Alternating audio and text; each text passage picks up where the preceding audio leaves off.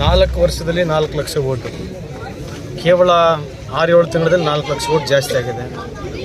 ಮಹಾರಾಷ್ಟ್ರದಲ್ಲಿ ಕೂಡ ಪಾರ್ಲಿಮೆಂಟಿಗೆ ಅಸೆಂಬ್ಲಿಗೆ ಜಾಸ್ತಿ ಆಗಿದೆ. ಸೊ ಇದ್ರ ಬಗ್ಗೆ ಏನಿದೆ ಅಂತಂದರೆ, ಇದು ಯಾಕೆ ಇಷ್ಟು ಈ ಚುನಾವಣೆಗಳು ಹಿಂಗೆ ಯಾಕೆ ಓಟು ಒಂದೇಟಿಗೆ ಜಾಸ್ತಿ ಆಗ್ತವೆ, ಏನು ಕಾರಣ ಏನು ಯಾರನ್ನು ಹೇಳಬೇಕಲ್ಲ. ಸೊ ಇದೆಲ್ಲ ನೋಡ್ತಾ ಇದ್ದರೆ ಯಾವುದೂ ಫೇರ್ ಎಲೆಕ್ಷನ್ಸ್ ನಡೆಸಲ್ಲ ಅವರು. ಸೊ ಹಂಗಾಗಿ ಅದು ಒಂದು ಮೆಕ್ಯಾನಿಸಮ್ ಕಲ್ತ್ಬಿಟ್ಟಿದ್ದಾರೆ. ಸೊ ಈ ವಿಷಯದಲ್ಲಿ ಪಾರ್ಲಿಮೆಂಟಲ್ಲಿ ರಾಹುಲ್ ಗಾಂಧಿ ಅವರು ಕೂಡ ಮಾತಾಡಿದ್ದಾರೆ ಕೂಡ. ಸೊ ಇದ್ರ ಬಗ್ಗೆ BJP ಅವರಾಗಿರಲಿ, ಎಲೆಕ್ಷನ್ ಕಮಿಷನರ್ ಆಗಲಿ, ಯಾವುದೇ ರೀತಿಯಾದಂಥ ಎಲೆಕ್ಟ್ರಲ್ ವೋಟಿಂಗ್ ಪ್ಯಾಟ್ರನ್ನ ಕೊಡಬಾರ್ದು ಅಂತಲೇ ಕಾನೂನು ತಂದುಬಿಟ್ಟಿದ್ದಾರೆ ಈಗ. So what had happen in assembly, what has happen in parliament, ಆ ವೋಟರ್ ಲಿಸ್ಟ್ ಕೇಳಿದ್ರೆ ಕೊಡೋಕೆ ರೆಡಿ ಇಲ್ಲ. ಯಾಕೆ ಕೊಡೋಕೆ ರೆಡಿ ಇಲ್ಲ?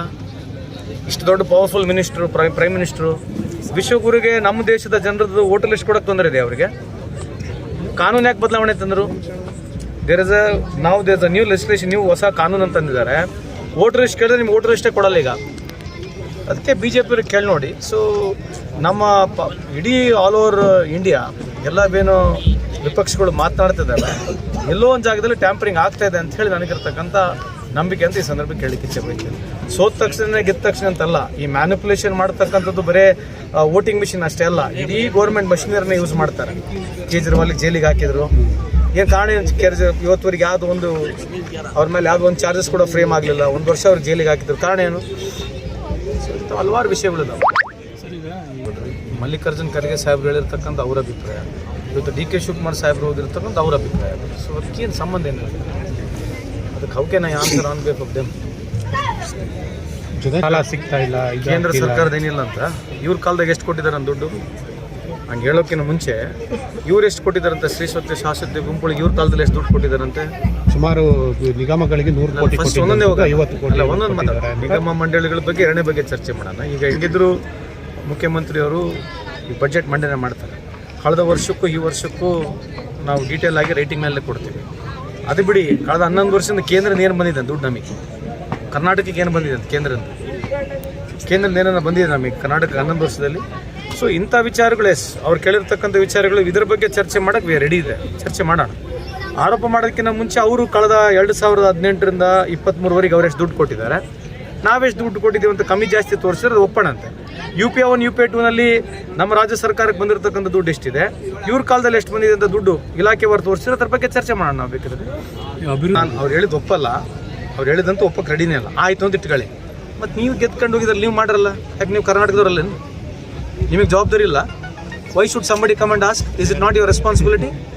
ನಾವು ಮಾಡೋ ಕೆಲಸಗಳಿಗೆ ಬೇರೆ ಪ್ರಶ್ನೆ ರೀ. ದುಡ್ಡಿನ ಬಗ್ಗೆ ಮಾತನಾಡ್ತೀರಿ, ಪ್ರಸ್ತಾವನೆ ಬರಲಿ ಬಿಡಲಿ, ನೀವು ಸುಮೋಟಾಗಿ ಮಾಡ್ರಲ್ಲ.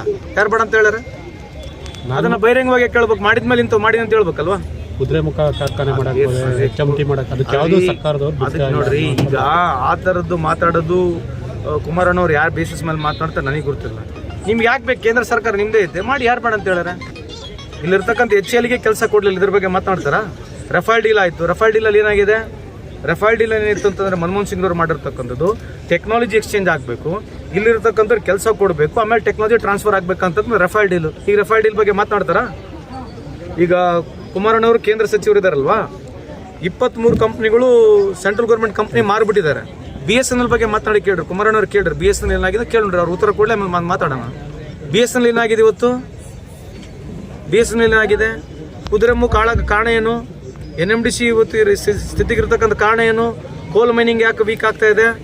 ನಮ್ಮ ಸೆಂಟ್ರಲ್ ಗೌರ್ಮೆಂಟ್ ಇರ್ತಕ್ಕಂಥ ಕಂಪ್ನಿಗಳು ಡಿಸ್ಇನ್ವೆಸ್ಟ್ಮೆಂಟ್ ಯಾಕೆ ಆಗ್ತದೆ? ಅದ್ರ ಬಗ್ಗೆ ಬಹಿರಂಗವಾಗಿ ಚರ್ಚೆ ಮಾಡೋಣ. ಕಳೆದ 10 ವರ್ಷದಿಂದ ಕುಮಾರಣ್ಣವ್ರಿಗೆ ಹೆಂಗಿದ್ರು ಸಚಿವರಿದ್ದಾರೆ, ಅದ್ರ ಬಗ್ಗೆ ಕಂಪ್ಲೀಟ್ ಆಗಬೇಕಿದ್ರೆ ಚರ್ಚೆ ಮಾಡೋಣ ನಾವು.